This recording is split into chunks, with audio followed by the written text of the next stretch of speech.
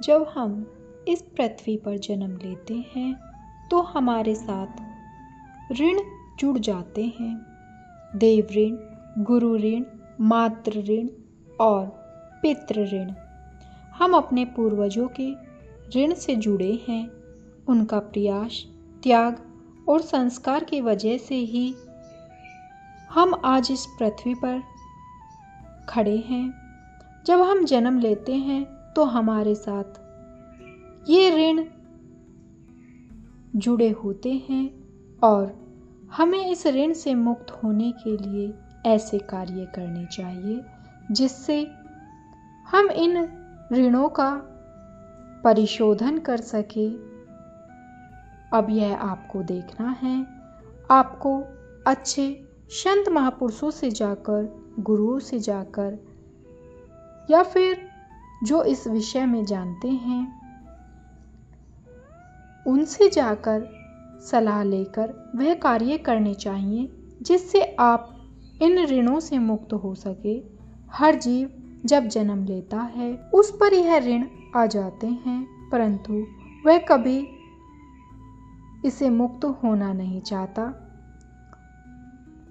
कुछ लोग तो इस विषय में जानते ही नहीं हैं, परंतु कुछ जानते हुए भी मुक्त नहीं होना चाहते।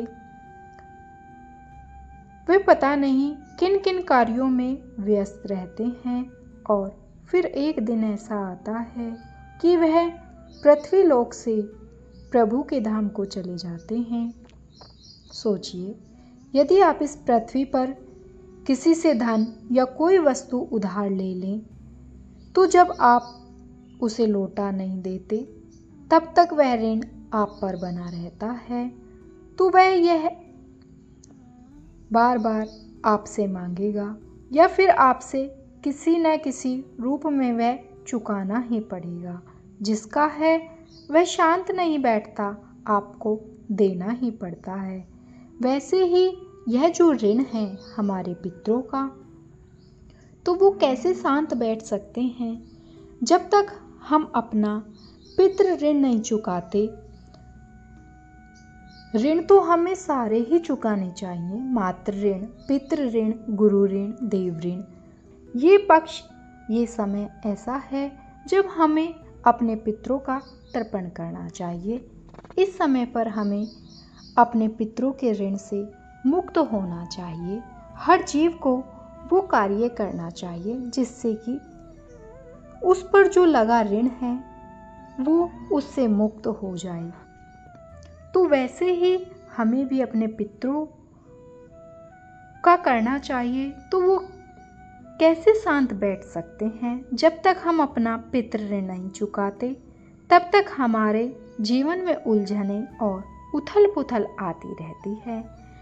जब पितृ अशांत होते हैं तो उनका प्रभाव हमारे जीवन में परेशानियों के रूप में प्रकट होता है और जब वे तृप्त और शांत होते हैं तो उनका आशीर्वाद हमें मिलने लगता है और हमारा जीवन भी खुशियों और संतोष से भर जाता है।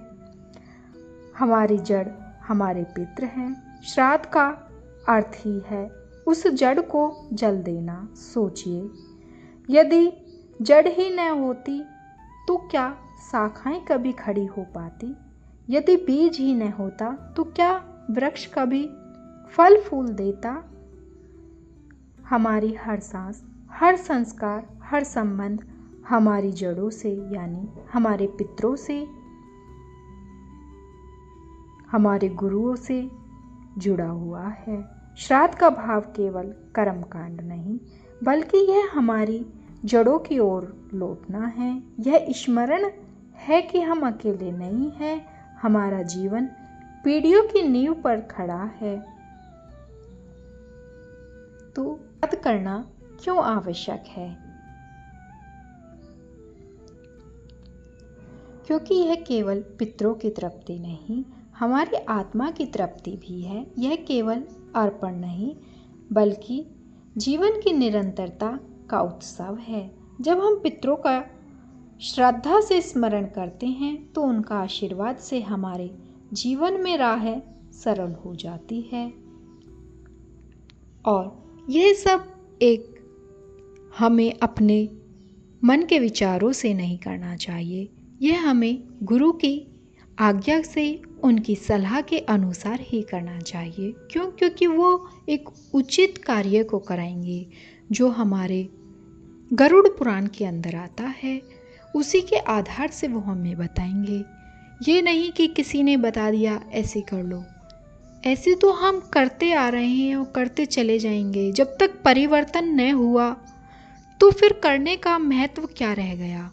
और जब गुरु उसे अपनी जो ज्ञान की दृष्टि से और अपने अनुभव की दृष्टि से तोलेंगे, तब हमें समझ आएगा कि हाँ, अब हमें किस प्रकार से कार्य को करना है। उसका कार्य तो सभी कर रहे हैं, उसका परिणाम भी तो निकल कर आना चाहिए। जो गुरु होते हैं वो उसके परिणाम को भी निकाल कर दिखाते हैं।